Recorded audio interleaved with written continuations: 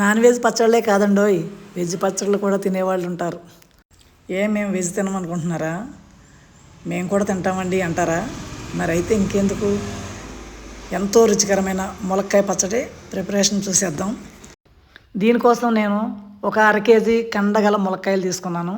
అవన్నీ శుభ్రంగా కడిగి ఆరబెట్టాలి తడి లేకుండా. ఆయిల్ అయితే ఒక 150 గ్రాముల ఆయిల్ అయితే పట్టింది. వేరుశనగ నూనె తీసుకోవాలండి. ఇవన్నీ కూడా ఆయిల్లో కొంచెం ఫ్రై చేసిన తర్వాత తీసి పక్కన పెట్టుకోవాలి. దాంట్లోనే పోపు దినుసులు వేయాలి.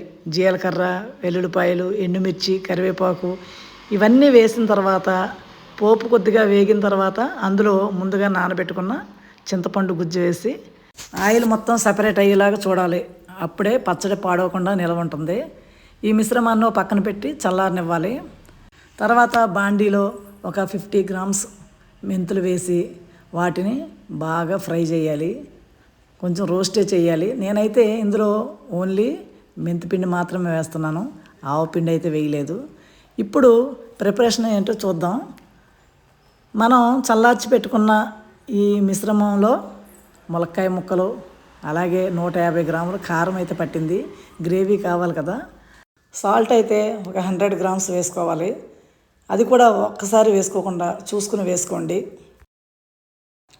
ఒక 50 గ్రామ్స్ మెంతిపిండి అయితే వేసుకోవాలి. నేనైతే ఆవపిండి ఇక్కడ వాడటం లేదు.